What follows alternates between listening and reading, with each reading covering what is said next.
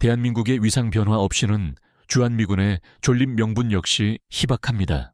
주한미군 사령관 제이슨 라이언이 제시한 이 한마디는 한반도 전체에 냉검한 기류를 형성했습니다. 바로 그날 워싱턴에서는 또 다른 형태의 압박 전략이 준비되고 있었습니다. 한국산 반도체에 대해 100% 관세를 부과하고 삼성의 핵심 기술력을 정면으로 견제하겠다는 노골적인 전략이었습니다. 전 세계는 이번 미국의 압박에 대한민국이 과거처럼 다시 굴복할 것이라고 예측했습니다.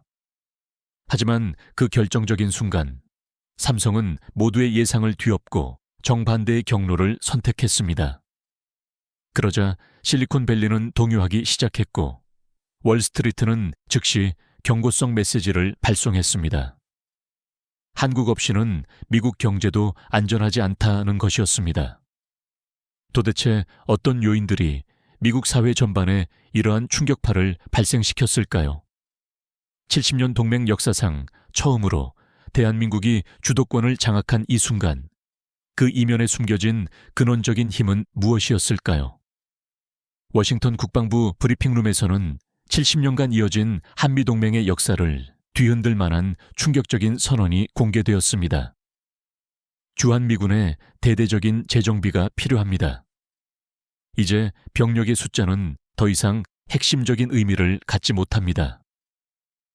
주한미군 사령관 제이슨 라이언의 이 발언이 발표되는 순간 브리핑룸을 가득 메운 300여 명의 기자들과 분석가들은 일제히 술렁거렸습니다. 25년간 국제안보 전문가로 활동해온 본인 역시 완전히 예상을 벗어난 상황에 심장이 빠르게 뛰기 시작했습니다. 이는 단순한 정책적 언급을 넘어선 중대한 선언이었기 때문입니다. 라이언 사령관은 냉철하고 단호한 태도로 자신의 입장을 명확히 이어갔습니다. 방위비 분담금을 증액하지 않는다면 현재 주한미군 28,500명 규모의 유효성은 더 이상 지속될 수 없습니다. 우리는 실질적인 군사 능력에만 집중할 것입니다. 필자 옆에 앉아있던 CNN 수석 기자는 급히 속삭였습니다. 이건 명백한 감축 선언 아닌가?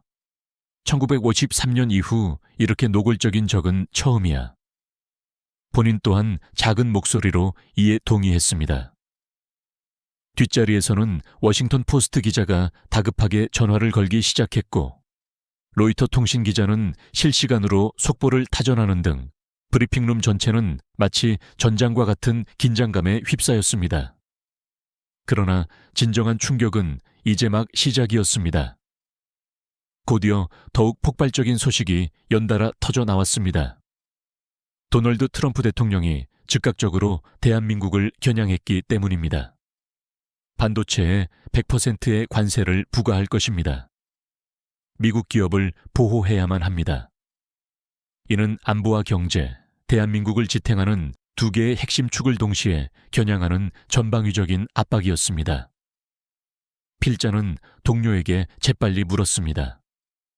이건 의도적으로, 연쇄적으로 터뜨리는 압박이 명확하겠지. 물론입니다.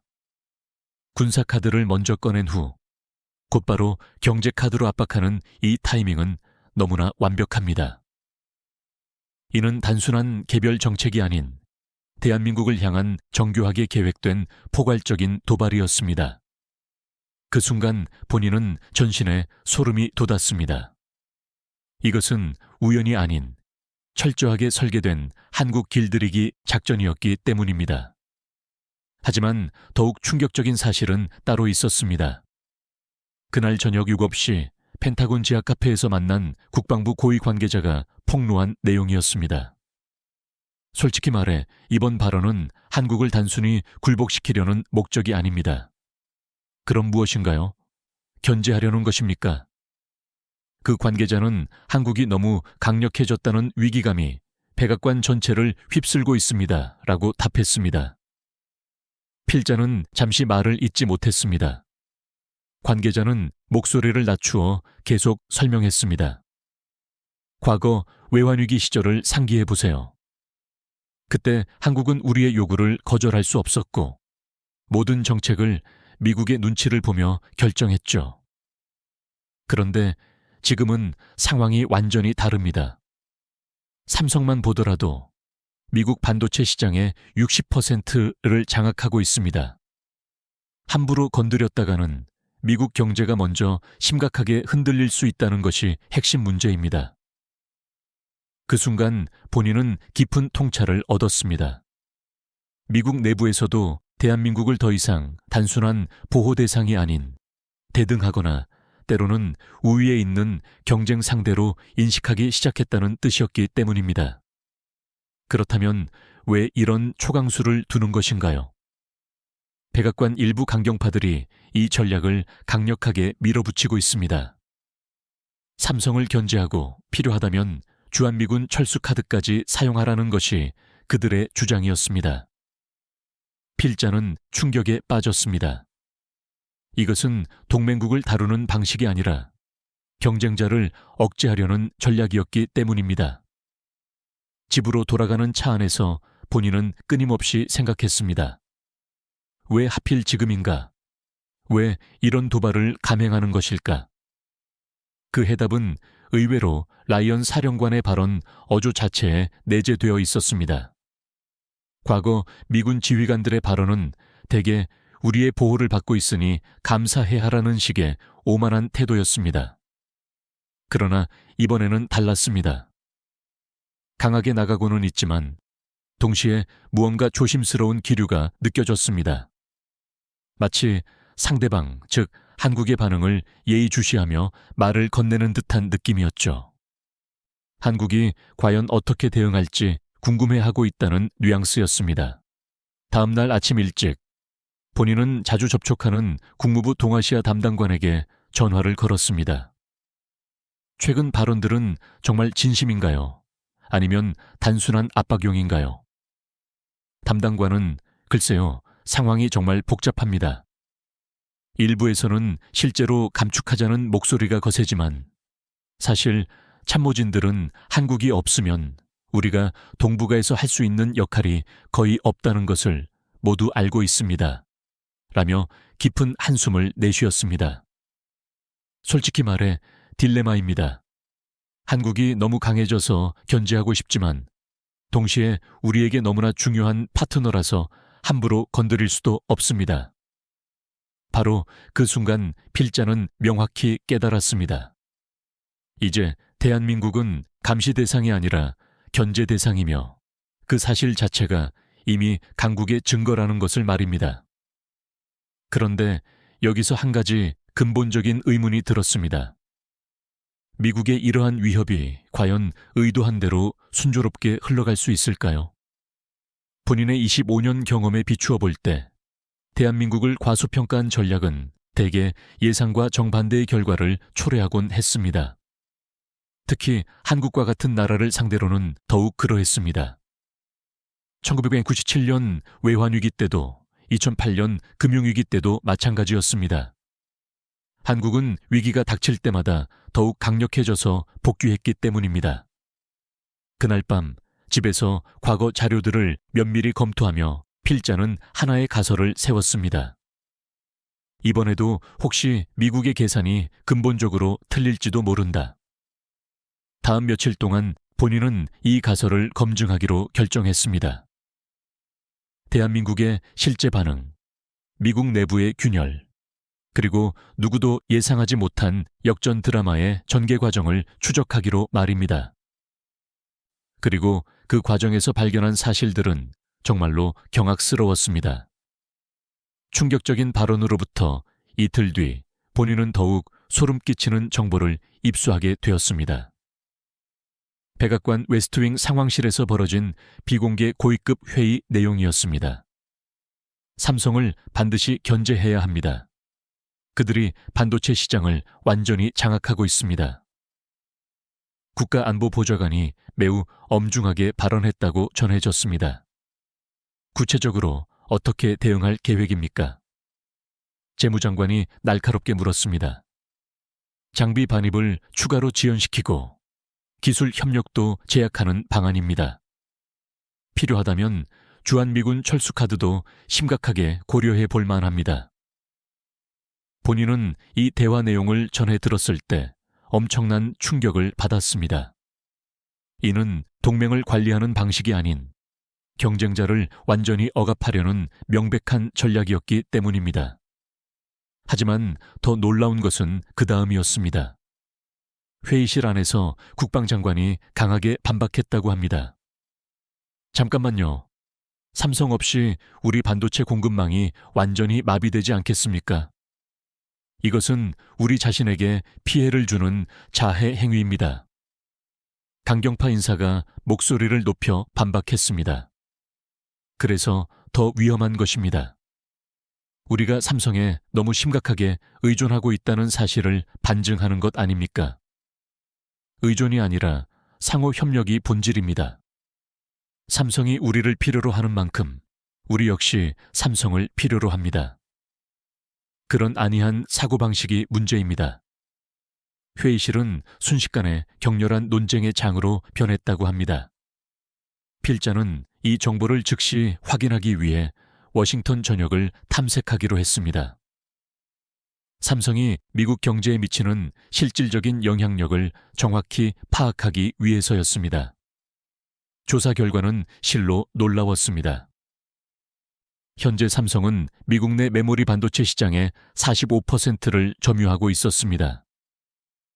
애플 아이폰의 핵심 부품 중 70%가 삼성 제품이었고, 테슬라 전기차 배터리 역시 삼성 SDI가 공급하고 있었습니다. 더 충격적인 것은 제조업 현장의 실상이었습니다. 텍사스 오스틴에 위치한 삼성 파운드리 공장은 미국 반도체 생산의 핵심적인 역할을 수행하고 있었습니다.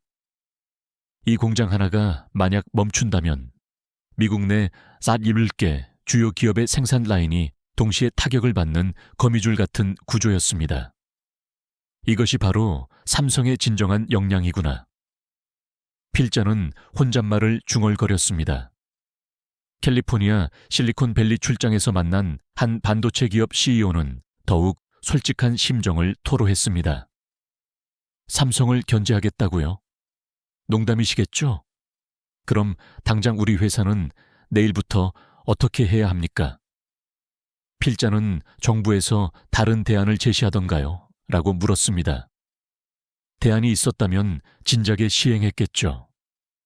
삼성만큼 기술력이 뛰어나고 안정적인 공급망을 갖춘 협력업체가 전 세계에 과연 몇 군데나 있다고 생각하십니까?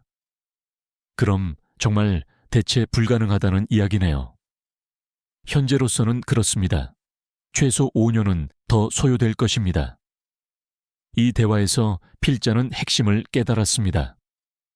삼성은 이제 미국의 골칫거리가 아니라 오히려 미국 경제의 심장, 그 자체였던 것입니다.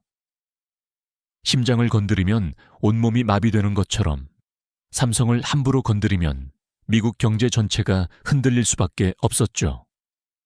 며칠 뒤 더 구체적인 증거가 나왔습니다.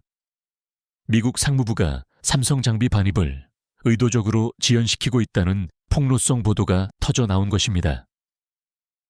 반도체 장비 통관 승인이 평소보다 3배 더 오래 걸리고 있습니다. 삼성 워싱턴 사무소 관계자가 기자들에게 차분하지만 단호하게 말했습니다. 기자가 날카롭게 질문했습니다. 이것이 우연입니까? 아니면 의도적인 견제입니까? 저희 역시 정확한 이유를 파악하기 위해 노력하고 있으나 분명한 것은 이것이 정상적인 절차는 아니라는 점입니다. 하지만 삼성의 대응은 모든 이들의 예상을 완전히 뒤엎었습니다. 당황하거나 굴복하기는커녕 오히려 더욱 공격적인 투자 계획을 정격적으로 발표한 것입니다. 향후 5년간 미국 내 추가 투자를 200억 달러까지 확대할 것입니다. 삼성의 이 선언은 완벽한 역공이었습니다. 견제하려고 한다면 우리는 더 깊숙이 들어가겠다는 강력한 메시지를 미국에 던진 것이었죠. 필자는 이 소식을 접했을 때 전율을 느꼈습니다. 2017년 사드 갈등 당시를 상기해 보세요. 중국이 한국 기업들을 경제적으로 압박했지만 결국 한국은 더 다양한 시장을 개척하며 경제 구조를 다변화시켜 위기를 극복했습니다. 이번에도 유사한 패턴이 감지되었습니다. 과거 한국 기업들이었다면 미국의 압박에 위축되어 후퇴했을 것입니다. 그러나 이번에는 정반대로 전면전을 택한 것입니다. 그날 저녁 워싱턴 K 스트리트의 고급 레스토랑에서 만난 전직 백악관 경제보좌관이 흥미로운 속내를 털어놓았습니다. 솔직히 말하면 지금 백악관 내부가 완전히 혼란 상태입니다. 왜냐하면 삼성을 견제하자던 사람들이 이제는 거꾸로 걱정하기 시작했거든요. 정말로 삼성이 미국에서 철수하면 우리가 어떻게 되는 거지? 그럼 처음의 계산이 완전히 틀렸다는 이야기네요. 맞습니다. 삼성을 압박하면 굴복할 것이라 예상했는데 오히려 더욱 공격적으로 나오니 모든 계획이 꼬인 것입니다. 백악관의 현재 반응은 어떻습니까? 일부에서는 전략 수정을 심각하게 검토하고 있습니다. 너무 성급했다는 목소리도 나오고 있고요. 필자는 그 순간 확신했습니다. 대한민국이 이 위기를 과거와는 완전히 다른 양상으로 돌파해낼 것이라는 예감이 들었습니다. 며칠간 자료를 추가로 수집한 결과 정말 놀라운 사실을 발견했습니다. 미국이 삼성을 견제하려고 하는 바로 그 시점, 삼성은 이미 차세대 기술 개발에 박차를 가하고 있었습니다. 3나노 공정 기술에서는 이미 세계 최고 수준이었고 차세대 메모리인 CXL 기술에서도 독보적인 위치를 차지하고 있었기 때문입니다. 견제하려고 하는데 상대는 오히려 더 멀리 앞서 나가고 있네. 필자는 이러한 아이러니한 상황에 미소를 지었습니다. 그리고 한 가지 더 중요한 사실을 깨달았습니다. 이번 갈등은 단순한 통상 분쟁을 넘어 글로벌 기술 패권을 놓고 벌이는 본격적인 경쟁의 서막이라는 점입니다. 과거처럼 한쪽이 일방적으로 우위에 서는 것이 아니라 서로가 대등한 위치에서 맞서는 새로운 시대가 열린 것이며 그 경쟁의 중심에 삼성이 우뚝 서 있었습니다. 한국의 기술은 단순한 거래 대상이 아닌 미국 경제의 전력선이다 라는 이 말이 이제야 비로소 깊이 이해되었습니다. 라이언 사령관의 폭탄 발언과 트럼프 대통령의 관세 위협이 터진 후 필자는 완전히 예상 밖의 반응들을 목격하게 되었습니다. 먼저 대한민국의 반응을 분석해 보았습니다. 예전처럼 즉각적으로 낮은 자세를 취할 것이라고 예상했습니다. 그런데 공개된 내용은 완전히 달랐습니다. 우리는 한미동맹의 미래지향적 발전을 위해 유연하고 현실적으로 대처하겠습니다. 이것이 전부인가? 필자는 모르게 혼잣말을 중얼거렸습니다. 정부는 동맹 관계는 시대 변화에 맞추어 진화해야 한다고 봅니다. 중요한 것은 형식이 아니라 실질적인 협력의 내용입니다. 라고 발표했습니다. 필자는 이 장면을 생중계로 보면서 깜짝 놀랐습니다. 이전과는 완전히 다른 접근 방식이었기 때문입니다. 인터넷 댓글, 여론 역시 마찬가지였습니다. 주한미군 감축? 우리도 이제 홀로 설 때가 된 것 아닌가? 오히려 좋은 기회다. 그동안 미군 주둔 비용만 해도 얼마인가? 그 돈으로 우리 국방비에 투자하고 우리 무기를 사면 된다. K방산 수출을 더욱 늘려야 한다. 완전히 예상과 다른 반응이었습니다. 위축되거나 당황하는 대신 오히려 자신감 넘치는 목소리들이 압도적으로 많았습니다. 하지만 정말 충격적이었던 것은 미국 내부의 반응이었습니다. 워싱턴 포스트 온라인 댓글창을 열어보니 완전히 다른 여론이 형성되어 있었습니다. 언제적 주한미군 이야기인가? 지금은 서로가 윈윈해야 한다. 한국이 떠나면 미국이 오히려 더 큰 손해를 볼 것이다. 삼성, LG 모두 한국 기업인데 주한미군이 철수하면 중국만 이득을 볼 것이다. 미국 네티즌들이 오히려 회의적인 반응을 보이고 있었던 것입니다. CNN 온라인 여론조사에서는 더욱 놀라운 결과가 나왔습니다. 주한미군 감축에 찬성하십니까? 라는 질문에 찬성은 32%, 반대는 58%였습니다. 반대 이유로는 중국 견제에 필수적이라는 응답이 43%를 차지했고 한국과의 경제적 이익이 35%를 차지했습니다. 필자는 이 결과를 보고 깨달았습니다. 미국 정부의 강경 정책과 미국 국민의 여론 사이에 심각한 괴리가 발생하고 있다는 것을 말입니다. 며칠 뒤 더욱 구체적인 여론 변화가 감지되었습니다. 뉴욕타임스에 실린 독자 투고란에는 이런 글이 올라와 있었습니다. 나는 지난 5년간 텍사스 삼성 공장에서 일했다. 동료들 중 70%가 한국 기술 덕분에 생계를 유지하고 있다. 한국을 압박한다고 미국 내 일자리 문제부터 심각하게 고민해야 한다. 오하이오주에 거주하는 자동차 부품 업체 직원은 이렇게 썼습니다. 현대차 부품 공급이 끊기면 우리 회사는 망한다. 정치인들은 현실을 전혀 모른 채 말만 하는 것 같다. 실리콘밸리의 IT 엔지니어의 글은 더욱 직설적이었습니다. 삼성 반도체 없이는 우리 회사 제품 개발 자체가 불가능하다. 견제는 무슨 견제인가? 오히려 협력해야 할 핵심 파트너다. 필자는 이러한 반응들을 종합하면서 한 가지 확신을 갖게 되었습니다. 미국 정부의 압박 전략이 예상과 정반대의 결과로 흘러가고 있다는 것입니다. 워싱턴의 한 정치 컨설턴트가 본인에게 귀띔해준 내용은 더욱 충격적이었습니다. 지금 공화당 내부에서도 의견이 첨예하게 갈리고 있어요. 텍사스, 조지아와 같은 주에서 한국 기업들이 막대한 일자리를 창출하고 있지 않습니까? 그 지역 의원들이 강력하게 반발하기 시작한 것입니다. 구체적으로 어떤 반발이 있습니까? 주한미군 감축은 논외로 하더라도 경제 제재는 우리 지역에 더 해롭다는 목소리가 커지고 있습니다. 실제로 조지아주 공화당 상원의원이 낸 성명서를 보니 이런 내용이 있었습니다. 조지아주에 위치한 한국 기업들은 우리 지역에 3만 개 이상의 일자리를 창출했다.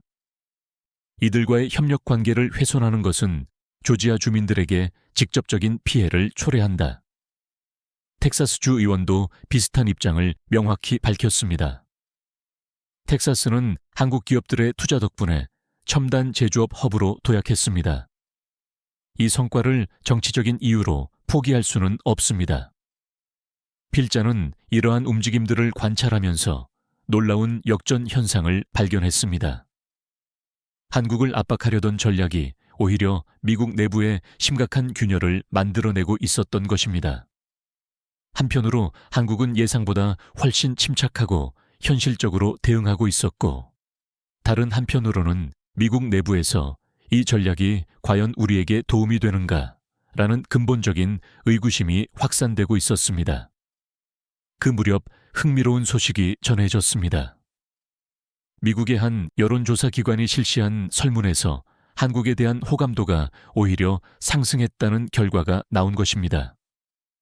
한국을 어떻게 생각하십니까? 라는 질문에 긍정적이라는 응답이 61%, 부정적은 23%였습니다. 특히 긍정적 응답 이유로는 경제적 파트너십이 38%, 문화적 친밀감이 29%를 차지했습니다. 이 결과를 본 워싱턴의 한 정책연구소 연구원이 필자에게 설명했습니다. 정부 정책과 국민 정서가 이렇게 상반되는 경우는 매우 드뭅니다. 왜 이런 현상이 발생했을까요? 한국이 이제 단순한 보호 대상이 아니라 미국 경제에 실질적으로 기여하는 파트너라는 것을 미국인들이 직접 체감하고 있기 때문입니다. 연구원의 설명은 계속되었습니다. 과거에는 한국이 미국으로부터 도움을 받는 일방적인 입장이었습니다. 그런데 지금은 한국 기업들이 미국 경제에 실질적인 기여를 하고 있습니다. 미국인들이 이를 몸소 체감하고 있는 것이죠. 필자는 그 순간 깨달았습니다. 이번 위기가 단순한 외교적 갈등이 아닌 한미 관계의 본질적인 변화를 보여주는 결정적인 전환점이라는 것을 말입니다. 예전 같았으면 미국이 압박하면 한국이 굴복하는 일방적인 구조였지만 이제는 완전히 새로운 게임이 되어버렸습니다. 한국은 당황하지 않고 현실적으로 대응하고 있었고 미국 내부에서는 오히려 이 전략에 대한 의문이 커지고 있었습니다. 전략이 외부를 압박하기보다는 내부를 흔드는 역설적인 상황이 펼쳐지고 있었던 것입니다. 그리고 이 모든 변화의 중심에는 대한민국의 달라진 위상이 있었습니다. 더 이상 보호받는 나라가 아니라 함께 협력하는 동등한 파트너로 인정받기 시작한 것입니다. 미국의 압박이 거세지던 그 무렵, 필자는 워싱턴 K 스트리트에 위치한 삼성 미국 사무소 주변에서 심상치 않은 분위기를 감지하기 시작했습니다. 평소 같으면 조용했을 건물 앞에 검은색 세단들이 끊임없이 드나들고 있었고 늦은 밤까지 사무실의 불이 꺼지지 않았습니다. 무언가 큰 움직임이 포착된 것 같아 필자는 알고 지내는 삼성 워싱턴 사무소 관계자에게 연락을 취했습니다. 며칠 후 듀폰 서클 근처 조용한 카페에서 만난 그 관계자는 상당히 긴장한 모습이었습니다. 요즘 본사에서 계속 긴급 지시가 내려오고 있습니다. 미국 내 모든 투자 계획을 재검토하라는 지시입니다. 그런데 축소가 아니라 오히려 확대 방향으로 말입니다. 필자는 깜짝 놀랐습니다. 압박을 받으면 보통 투자를 줄이거나 신중하게 접근하는 것이 일반적인데 삼성은 정반대의 길을 걷고 있었기 때문입니다. 구체적으로 어떤 확대 계획입니까?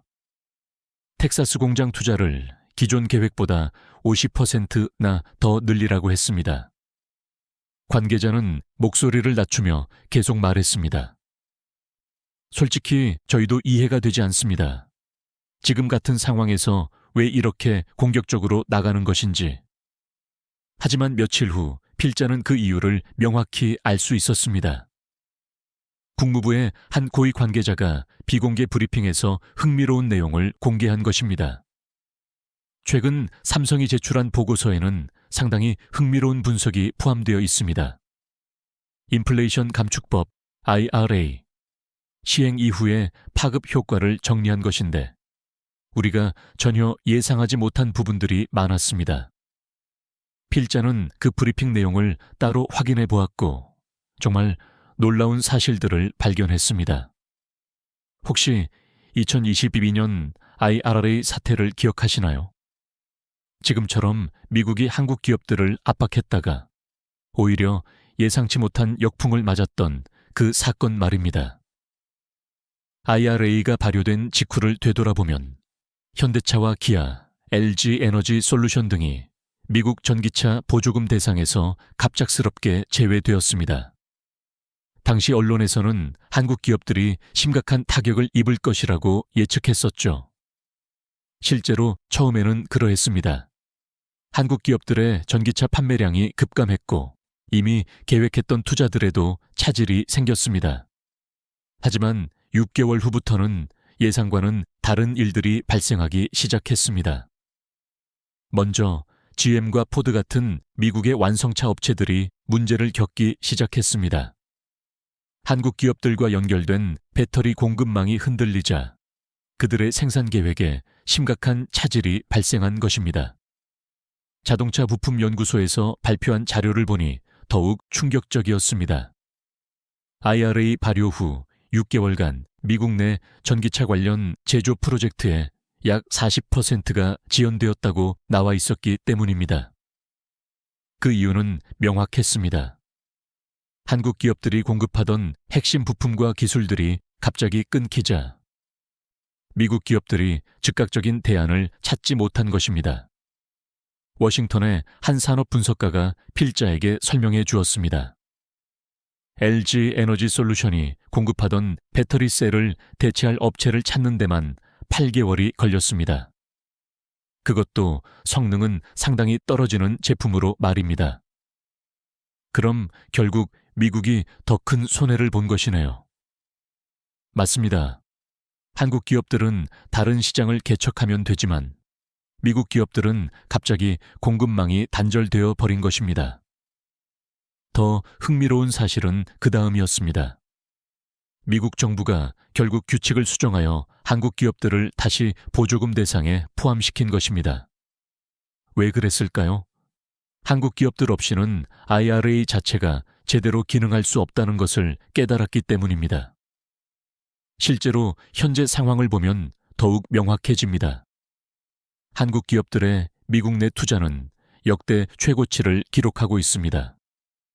현대차는 조지아주에만 55억 달러를 투자했고 LG는 미시간, 오하이오, 테네시에 걸쳐 총 45억 달러를 쏟아부었습니다. 삼성은 더 말할 것도 없습니다. 텍사스와 애리조나를 합쳐 400억 달러가 넘는 메가 프로젝트를 진행하고 있습니다. 한국 기업들이 단순히 미국에서 수익을 창출하는 것을 넘어 미국 경제의 핵심 인프라가 되어 있다는 뜻입니다. 텍사스 상공회의소에서 발표한 보고서를 보니 이런 내용이 있었습니다. 삼성 오스틴 공장이 중단되면 텍사스 내 관련 업체 247곳이 직접적인 타격을 받는다. 연간 경제 손실만 63억 달러에 달한다. 조지아주도 마찬가지였습니다. 현대차 공장 덕분에 조지아 실업률이 전국 평균보다 1.2%포인트 낮아졌다는 연구 결과도 있었습니다. 필자는 이러한 자료들을 보면서 깨달았습니다. 미국 경제의 심장은 한국 기술 없이는 정상적인 리듬을 잃는다는 것을 말입니다. 그리고 삼성을 비롯한 한국 기업들이 바로 그 사실을 정확하게 인지하고 있었던 것입니다. 며칠 후 삼성이 공식적인 발표를 했습니다. 향후 5년간 미국 내 투자를 300억 달러로 확대하겠습니다. 연구개발 투자 역시 3배로 늘릴 예정입니다. 이것은 단순한 투자 발표가 아니었습니다. 완벽한 전략적 방역이었습니다. 압박한다면 우리는 오히려 더 깊숙이 들어가겠다는 강력한 메시지였죠. 워싱턴의 한 정책연구원이 필자에게 말했습니다. 솔직히 이런 상황은 처음 봅니다. 압박을 받으면 보통 위축되거나 후퇴하는 것이 정상입니다. 그런데 한국 기업들은 오히려 더 공격적으로 나오고 있습니다. 왜 그럴까요? 그들에게 자신감이 있다는 뜻이죠. 자신들 없이는 미국 경제가 원활하게 돌아가지 않을 것이라는 확신이 있는 겁니다. 실제로 그 확신에는 명확한 근거가 있었습니다. 반도체 산업 보고서를 보니 현재 미국 내 메모리 반도체 시장의 62%를 한국 기업들이 차지하고 있었습니다. 시스템 반도체 분야에서도 35%를 점유하고 있었고요. 전기차 배터리는 더욱 압도적이었습니다. 미국 내 전기차에 들어가는 배터리의 78%가 한국제였습니다. 이제야 모든 것이 이해가 되는구나. 필자는 혼잣말을 중얼거렸습니다. 한국 기업들이 이제 미국의 시혜를 받는 입장이 아니라 미국 경제의 핵심 동력이 된 상황이었기 때문입니다. 지금은 동맹을 넘어선 상호 의존의 시대였습니다. 한쪽이 일방적으로 우위에 서는 것이 아니라 서로가 서로를 필요로 하는 구조가 견고하게 만들어진 것입니다. 그리고 그 구조의 중심에는 대한민국의 기술력이 있었습니다. 한국의 기술은 단순한 거래 상품이 아닌 미국 경제의 전력선이 되어 있었던 것입니다.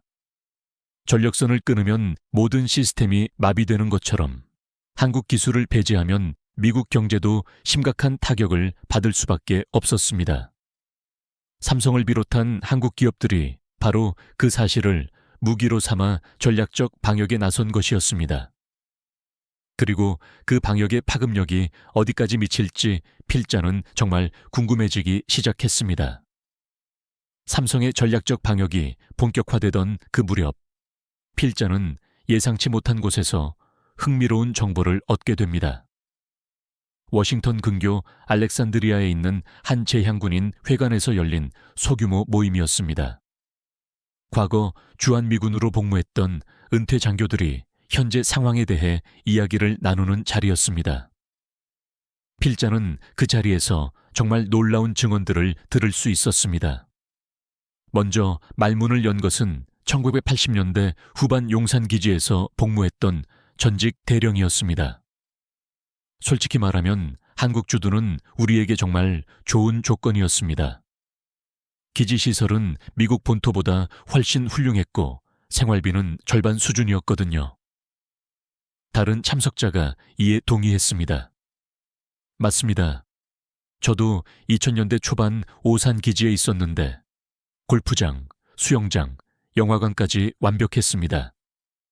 미국에서는 꿈도 못 꿀 시설들이었죠. 필자는 이 대화를 들으면서 소름이 돋았습니다. 지금까지 우리가 일반적으로 알고 있던 사실과는 완전히 다른 이야기였기 때문입니다. 1990년대 중반 평택기지에서 근무했던 전직 중령이 더욱 구체적으로 설명해 주었습니다. 당시 제가 받았던 위험수당과 해외 근무수당을 합치면 본토 근무보다 월급이 40% 이상 많았습니다. 필자는 생활비는 어땠나요? 라고 질문했습니다. 기지 내 숙소는 무료였고 식사도 거의 공짜 수준이었죠. 한국 정부가 기지 운영비를 상당 부분 지원해 주었거든요. 그 순간 필자는 깨달았습니다. 우리가 그동안 당연히 미군 주둔 비용이라고 생각했던 것이 사실은 미군들에게는 매우 파격적인 특혜였다는 것을 말입니다. 더 충격적인 증언이 이어졌습니다. 2000년대 후반 동두천 기지에서 복무했던 전직 소령이 말했습니다. 기지 현대화 작업이 있을 때마다 한국 정부가 비용을 대부분 부담했습니다. 우리는 그저 새 시설을 사용하기만 하면 됐죠. 통신시설, 막사, 훈련장, 심지어 오락시설까지요. 미국 본토 기지들보다 훨씬 좋은 시설들이었습니다. 필자는 이 이야기들을 들으면서 하나의 공통된 패턴을 발견했습니다. 한국 주둔이 미군들에게는 높은 수당, 훌륭한 시설, 낮은 생활비라는 모든 조건이 완벽하게 갖춰진 고급 해외 근무였다는 점입니다. 며칠 후 필자는 이러한 증언들을 뒷받침할 공식 자료를 찾아보기로 했습니다. 국방부 공개 자료를 검토한 결과 정말 놀라운 사실들이 드러났습니다. 대한민국이 주한미군 주둔 비용의 대부분을 부담하고 있었습니다. 이는 독일이나 일본보다 훨씬 높은 비율이었습니다. 더 구체적으로 살펴보니 한국이 부담하는 항목들은 상상을 초월했습니다. 기지 건설비, 시설 유지비, 한국인 근로자 임금, 심지어 미군 가족들을 위한 학교 운영비까지 한국이 지원하고 있었던 것입니다. 펜타곤의 한 예산 담당관이 필자에게 비공개로 알려준 내용은 더욱 충격적이었습니다. 한국만큼 주둔군을 잘 대우해주는 나라는 전 세계 어디에도 없습니다. 다른 해외 기지들은 시설도 노후화되어 있고 현지 정부 지원도 제한적입니다. 한국은 정말 예외적이죠. 다른 나라들은 어떻습니까? 필자는 궁금해서 물었습니다. 독일의 경우 주둔 미군 지원 비용이 한국의 67% 수준에 불과합니다. 그것도 1975년 이후로는 직접적인 분담금을 지불하지 않고 있고요. 임대료 면제나 세금 감면 같은 간접 지원만 하고 미군 인건비나 운영비는 미국이 전적으로 부담합니다. 그 순간 라이언 사령관의 최근 발언이 새롭게 해석되었습니다. 기지 현대화가 필요하고 장비 노후화가 심각하다는 그의 말은 사실 한국에게 더 많은 지원을 요구하는 압박 메시지였던 것입니다. 하지만 이미 한국은 충분히, 아니 과도하게 지원하고 있는 상황이었습니다. 워싱턴의 한 정책연구소에서 발표한 보고서를 보니 더욱 명확해졌습니다. 주한미군 한 명당 연간 운영 비용은 약 35만 달러인데 이 중 32만 달러를 한국이 부담하고 있다는 내용이었습니다. 이는 미군이 실제로 부담하는 비용이 1인당 연간 3만 달러에 불과하다는 뜻이었습니다. 필자는 이 숫자들을 보면서 깨달았습니다. 우리는 그들에게 숙식과 안전만 제공한 것이 아니라 전략적 여유와 특혜를 선물한 것이었다는 것을 말입니다. 며칠 후 더 구체적인 증거를 발견했습니다. 이미 회계감사원이 발표한 해외 기지 운영 비용 비교 자료였는데 한국 기지들의 1인당 시설 투자비가 다른 어떤 해외 기지보다 높았습니다. 독일 기지의 3배, 일본 기지의 2.5배 수준이었습니다. 이는 한국이 미군을 위해 얼마나 막대한 투자를 했는지를 보여주는 객관적인 지표였습니다. 또 다른 흥미로운 발견도 있었습니다. 주한미군 가족들의 생활 만족도 조사에서 한국 근무를 매우 만족한다고 응답한 비율이 85%에 달했다는 결과였습니다. 이는 미군 해외기지 중 최고 수치였으며 독일 67%이나 일본 71%과 비교하면 압도적이었습니다. 그 이유를 분석해보니 명확했습니다. 우수한 기지시설, 안전한 치안, 편리한 생활 인프라, 그리고 한국인들의 친절함까지 모든 조건이 완벽했던 것입니다.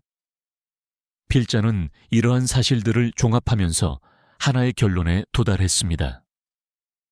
주한미군은 미국이 한국을 보호해주는 시혜적 관계가 아니라 한국이 미국에게 최고급 해외 근무 환경을 제공하는 호혜적 관계였다는 것이었습니다. 그런데 지금 미국이 이러한 특혜를 당연하게 여기면서 오히려 더 많은 것을 요구하고 있었던 것입니다. 제향군인 회관에서 만났던 전직 대령의 말이 다시 떠올랐습니다. 한국 근무는 정말 꿈 같았습니다. 돌아가고 싶지 않을 정도로 좋은 조건이었거든요. 바로 그 꿈 같은 조건을 만들어준 것이 대한민국이었습니다. 하지만 이제 상황이 변하고 있었습니다. 한국이 더 이상 일방적으로 베풀기만 하는 입장이 아니라는 것을 보여주기 시작한 것입니다. 그리고 그 변화의 중심에는 대한민국의 달라진 국력과 자신감이 있었습니다. 과거처럼 미군의 보호가 절대적으로 절실했던 시대는 이미 지났습니다. 이제는 서로가 서로를 필요로 하는 대등한 관계로 발전해야 할 때였습니다. 그런 의미에서 라이언 사령관의 발언은 오히려 불균형한 관계를 바로잡을 수 있는 기회가 될 수 있었습니다. 라이언 사령관의 발언이 나온 지 일주일 후 필자는 워싱턴의 또 다른 반응을 확인하게 됩니다. 국방대학교에서 열린 비공개 세미나였습니다. 주제는 미래 동맹 전략의 재설계였습니다. 그 자리에서 나온 일부 전략가들의 주장은 정말 놀라웠습니다. 헤리티지 재단의 한 연구원이 신중하게 발표를 시작했습니다. 최근 동북아 전략 환경 변화를 고려할 때 기존의 고정형 기지 중심에서 분산형 유연 동맹으로의 전환이 필요할 수 있습니다. 청중들이 관심을 보이기 시작했습니다. 구체적으로 어떤 방향을 말씀하시는 건가요? 한 참석자가 질문했습니다. 중국의 장거리 타격 능력이 향상되면서 괌, 오키나와 필리핀을 연결하는 삼각 편대 전략이 더욱 중요해지고 있습니다. 일부 전력의 재배치를 검토할 시점이라고 봅니다. 필자는 이 발언을 들으면서 긴장했습니다. 우회적이지만 주한미군 감축을 시사하는 내용이었기 때문입니다. 그때 일본 방위성에서 온 참석자가 조심스럽게 입을 열었습니다. 동맹국 간 역할 분담 측면에서 보면 각국의 기여도를 재평가할 필요가 있지 않을까요? 어떤 의미인지 좀 더 구체적으로 설명해 주시겠어요? 미국 국무부 관계자가 물었습니다. 일본 참석자는 잠시 머뭇거리다가 말했습니다. 솔직히 말해서 한국은 그저 보호받기만 하는 나라 아닙니까? 일본처럼 글로벌 차원의 적극적인 기여를 하고 있는지 의문입니다. 회의실 분위기가 순간 얼어붙었습니다. 아무리 비공개 세미나라고 해도 상당히 직설적인 발언이었기 때문입니다. 미국 국무부 관계자가 당황한 표정으로 중재했습니다. 각국의 기여 방식은 다를 수 있다고 봅니다만. 물론이죠. 하지만 비용 분담이나 해외 파병 등을 종합적으로 고려하면 역할 재정립이 필요한 시점이라고 생각합니다. 일본 참석자가 한 발 물러서면서도 자신의 주장을 관철시켰습니다. 그런데 더 놀라운 발언이 나왔습니다. 중국 문제를 전문적으로 연구하는 한 싱크탱크 연구원이 조심스럽게 의견을 제시했습니다. 전략적 관점에서 보면 동맹체계의 단순화도 고려해 볼 만합니다. 복잡한 이해관계보다는 명확한 파트너십이 더 효과적일 수 있거든요. 무슨 의미인지 명확하지 않네요. 누군가가 되물었습니다. 각국의 우선순위가 다르면 오히려 전략적 일관성이 떨어질 수 있다는 점을 말씀드린 겁니다. 이는 한국의 중국 의존도를 우회적으로 지적하는 발언이었습니다. 필자는 이러한 미묘한 공방을 보면서 워싱턴 내부의 복잡한 셈법을 엿볼 수 있었습니다. 하지만 이때 랜드 연구소의 베테랑 연구원이 단호하게 반박했습니다. 잠깐만요. 이러한 접근 방식은 근본적으로 잘못되었습니다. 어떤 면에서 그렇다고 보시나요? 일본 참석자가 도전적으로 물었습니다. 한반도의 지정학적 가치를 완전히 간과하고 계십니다. 이는 단순히 비용이나 기여도의 문제가 아닙니다. 그의 목소리에는 확신이 담겨 있었습니다. 중국과 러시아를 동시에 견제할 수 있는 최적의 지점은 한반도가 유일합니다.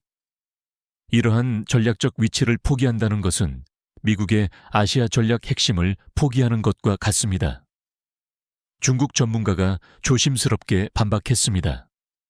하지만 비용 효율성 측면에서는 비용 효율성을 말씀하시는군요. 랜드 연구소 연구원이 날카롭게 받아쳤습니다. 현재 주한미군 유지 비용보다 대한, 두이한, 억제력 구축에 필요한 대체 비용이 훨씬 큽니다. 괌에서 한반도까지의 작전 방향을 고려하면 최소 2배 이상의 자원이 필요합니다. 일본 참석자의 표정이 굳어졌습니다. 더 중요한 것은 정보 수집 능력입니다. 중국 동북부와 북한에 대한 실시간 정보는 한반도에서만 확보가 가능합니다. 국방부 아시아 담당 부차관보가 조용히 논쟁에 개입했습니다. 여러분들이 놓치고 있는 관점이 있습니다. 모든 시선이 그에게 집중되었습니다. 우리가 지금 논의하고 있는 이 과정 자체가 사실 중국이 가장 바라는 방향입니다. 한미동맹의 균열을 만들어내는 것은 말입니다. 회의실이 조용해졌습니다. 부차관보가 계속 설명했습니다.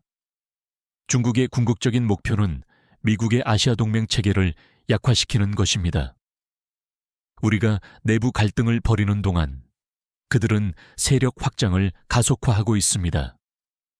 일본 참석자가 불편한 표정으로 말했습니다. 그렇다면 현상 유지만이 해답이라는 건가요? 현상 유지가 아니라 발전적 관계 구축이죠. 한국과 일본이 서로 경쟁하는 것이 아니라 상호 보완하는 방향으로 나아가야 합니다. 중국 전문가도 마지못해 동의했습니다. 그 부분은 일리가 있겠네요. 부차관보가 마무리했습니다. 한국 없는 아시아 안보는 엔진 빠진 항공모함과 같습니다. 겉보기에는 위풍당당해 보일지 몰라도 실제로는 제대로 작동하지 않습니다. 이 말이 세미나의 분위기를 완전히 전환시켰습니다. 세미나가 끝난 후 복도에서 필자는 일본 참석자와 마주쳤습니다. 아까 발언은 개인적인 견해였습니다. 그가 어색하게 변명했습니다. 사실 우리도 한국의 중요성은 잘 알고 있습니다. 다만 역할 분담에 대한 고민이 있었을 뿐입니다. 필자는 그제서야 이해했습니다. 날선 발언들도 사실은 변화하는 안보 환경에 대한 불안감의 표출이었다는 것을 말입니다. 며칠 후 내부 논쟁을 의식한 듯 라이언 사령관의 후속 발언이 나왔습니다. 한국은 우리의 가장 신뢰할 만한 아시아 파트너입니다. 앞으로도 함께 새로운 형태의 동맹을 발전시켜 나가고 싶습니다. 이는 처음에 위협적인 발언과는 완전히 다른 어조였습니다. 위협이 아니라 파트너십을 강조하는 내용이었거든요. 필자는 이러한 변화를 지켜보면서 하나의 결론에 도달했습니다. 미국 내부의 치열한 논쟁을 통해 오히려 대한민국의 진정한 전략적 가치가 재확인되고 있다는 것입니다. 감축론자들의 주장이 나올 때마다 그에 대한 체계적인 반박을 통해 한국의 전략적 중요성이 더욱 명확해지고 있었습니다. 특히 일본이나 다른 대안들과의 비교를 통해 한국만이 가진 독보적인 지정학적 위치와 역할이 부각되고 있었죠. 결국 미국이 아무리 감축을 언급한다고 해도 한국 없는 아시아 전략은 불완전할 수밖에 없다는 것이 워싱턴 전문가들 사이에서도 분명해진 것이었습니다. 그리고 그 사실을 가장 잘 아는 것은 바로 미국 자신이었습니다. 라이언 사령관의 발언과 미국의 압박 전략이 본격화된 지 한 달 후, 필자는 예상치 못한 곳에서 강력한 역풍을 목격하게 됩니다. 시작은 실리콘밸리였습니다. 캘리포니아 산호세에 있는 한 반도체 기업 본사에서 열린 긴급 이사회였습니다. 필자는 그 회사의 최고 기술 책임자를 통해 내부 상황을 전해 들을 수 있었습니다. 현재 상황이 지속되면 우리 회사는 3개월 내에 생산 중단 사태를 맞을 수 있습니다. 삼성과의 기술 협력이 끊어지면 차세대 칩 개발 자체가 불가능해집니다.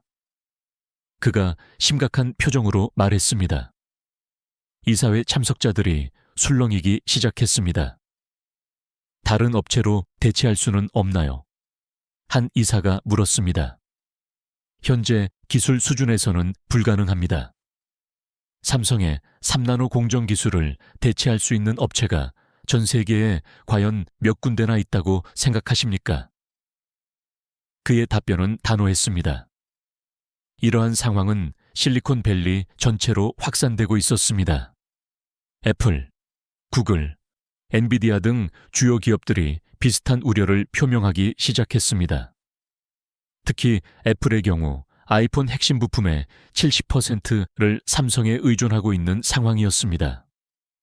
애플 최고 경영자가 비공개 회의에서 강한 우려를 표명했다는 소식이 언론에 흘러나왔습니다.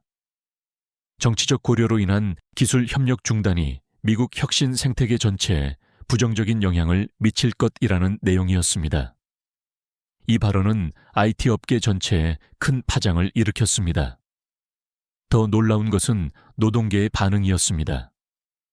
텍사스주 오스틴과 애리조나주 피닉스에서 동시에 대규모 집회가 열렸습니다. 삼성 공장 건설로 일자리를 얻게 될 노동자들이 정부 정책에 항의하고 나선 것입니다. 우리는 일자리를 원한다. 정치 게임은 중단하라. 텍사스 집회에 참석한 한 노동자가 외쳤습니다. 텍사스 지부장이 기자들에게 말했습니다. 삼성 공장 하나로 우리 지역에 2만 개 이상의 직간접 일자리가 생길 예정이었습니다. 이를 정치적인 이유로 포기한다는 것은 말도 안 됩니다. 노동계의 반발은 민주당 내부에도 균열을 만들어냈습니다.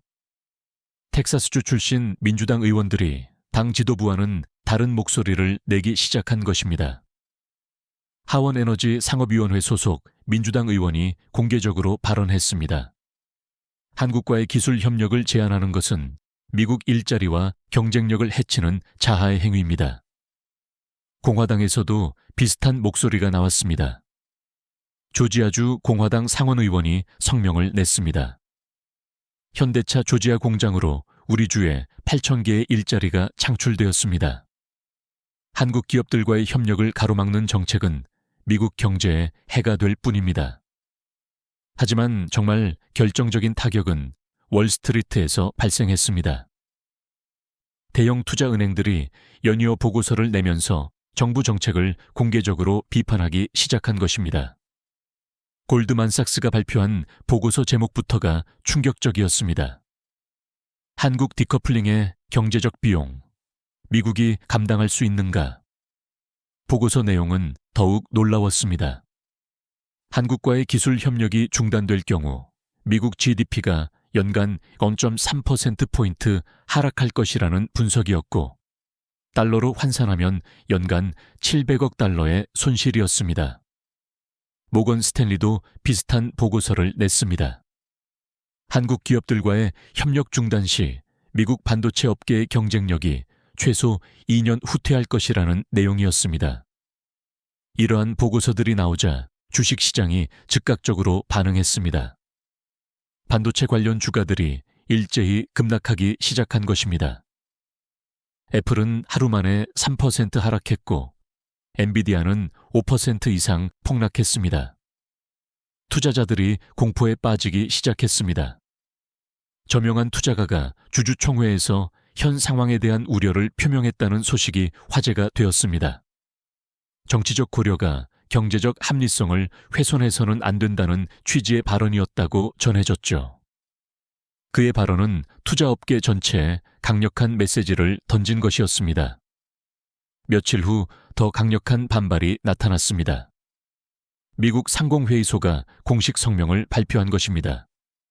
한국과의 경제협력 제한은 미국 기업들의 글로벌 경쟁력을 저해할 것입니다. 정부의 정책 재검토를 강력히 요구합니다. 전미 제조업협회도 비슷한 입장을 밝혔습니다. 제조업 경쟁력 강화를 위해서는 한국과의 기술 협력이 필수적입니다. 이러한 압박이 계속되자 백악관 내부에서도 균열이 나타나기 시작했습니다. 경제팀과 안보팀 사이에 의견 충돌이 벌어진 것입니다. 재무장관이 비공개 회의에서 한 말이 언론에 흘러나왔습니다. 경제적 관점에서 보면 한국과의 갈등은 우리에게 더 큰 손해입니다. 반면 국가안보보좌관은 여전히 강경한 입장을 유지했습니다. 안보가 경제보다 우선입니다. 장기적 관점에서 접근해야 합니다. 하지만 현실은 냉혹했습니다. 삼성이 발표한 추가 투자 계획들이 하나씩 구체화되면서 미국 경제에 미치는 영향이 점점 명확해지고 있었기 때문입니다. 삼성 텍사스 공장 건설로 지역 경제가 이미 활성화되기 시작했고, 관련 협력 업체들의 투자도 연쇄적으로 늘어나고 있었습니다. 텍사스 주지사가 기자회견에서 발표한 수치가 놀라웠습니다. 삼성 투자로 인한 직간접 고용 효과가 3만 명을 넘어설 것으로 예상됩니다. 애리조나주도 마찬가지였습니다. TSMC와 함께 삼성까지 유치하면 우리 주가 글로벌 반도체 허브가 될 수 있습니다. 애리조나 주지사의 발언이었습니다. 이러한 지방 정부들의 압박도 만만치 않았습니다.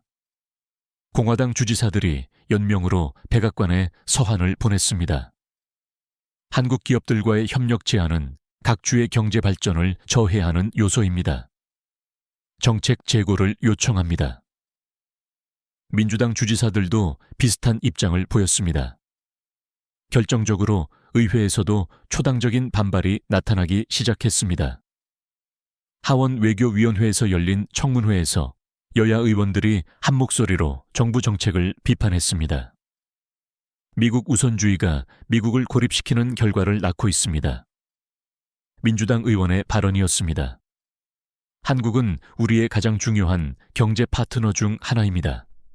이를 정치적으로 이용하는 것은 잘못되었습니다. 공화당 의원도 비슷한 입장을 보였습니다. 필자는 이러한 상황들을 지켜보면서 깨달았습니다. 한국을 무시한 대가가 이제 그들의 공장과 주식, 그리고 정치적 지지 기반까지 흔들고 있다는 것을 말입니다. 처음에는 한국을 압박하려던 전략이 오히려 미국 내부의 균열을 만들어내고 있었던 것이었습니다. 그리고 이 모든 변화의 중심에는 대한민국의 달라진 위상이 있었습니다. 더 이상 일방적으로 압박당하는 나라가 아니라 미국 경제에 실질적으로 기여하는 핵심 파트너가 된 것입니다.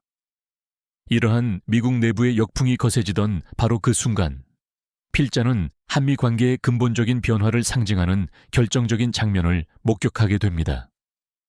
백악관 이스트룸에서 열린 참모회의에서 나온 발언이 워싱턴 전체에 퍼진 것입니다. 한국과 새로운 형태의 동맹 관계를 구축하기로 방향을 선회한다는 것이었습니다. 기자들이 술렁이기 시작했습니다. 과거의 일방적 보호 관계가 아닌 상호 이익에 기반한 전략적 파트너십을 위해 변화해야 한다는 발언까지 있었다고 전해졌습니다. 필자는 이 말을 들으면서 전율을 느꼈습니다. 이는 한미 관계 70년 새 있어 패러다임 전환을 공식적으로 선언하는 발언이었기 때문입니다. 이러한 발언들이 나오게 된 배경에는 놀라운 현실 변화가 있었습니다. 먼저 경제적 측면에서의 변화였습니다. 삼성이 미국 내 투자를 확정 발표하면서 그 파급 효과가 구체적으로 드러나기 시작했습니다.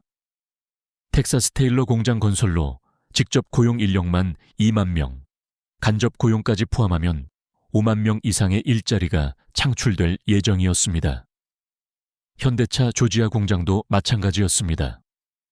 연간 30만 대 생산 규모로 지역 경제에 미치는 영향이 실로 엄청났습니다.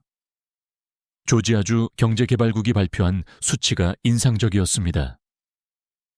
현대차 투자로 인한 경제 파급 효과가 연간 120억 달러에 달할 것으로 추산됩니다.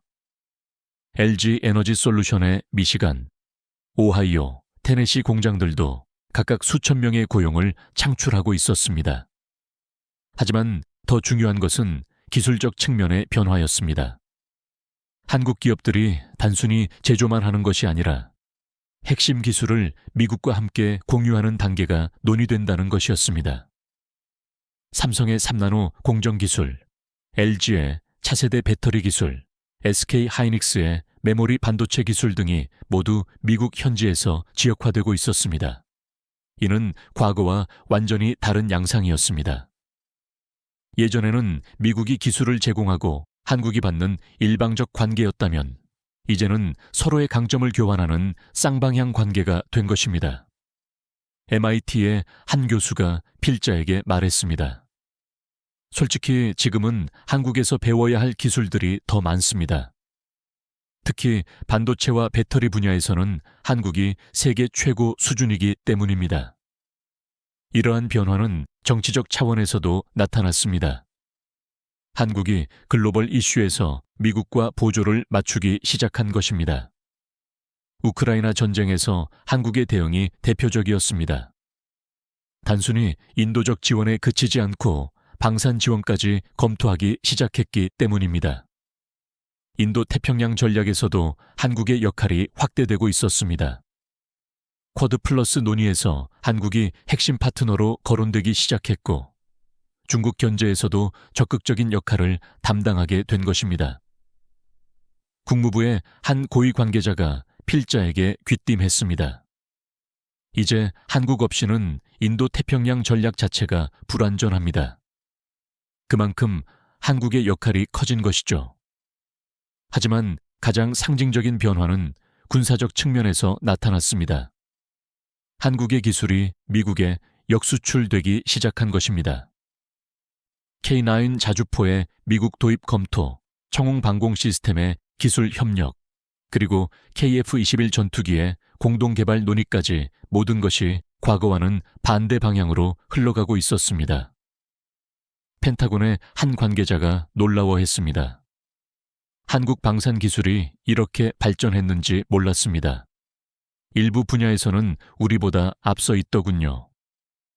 이러한 변화들이 축적되면서 한미 관계의 본질 자체가 바뀌기 시작했습니다. 과거의 일방적 보호 관계에서 상호 의존적 파트너십으로 전환된 것입니다. 백악관 국가 안보회의에서 나온 내부 문서가 이를 명확히 보여주었습니다. 한국은 이제 우리의 핵심 전략 자산입니다. 단순한 동맹국을 넘어서 공동 운명체가 되었습니다.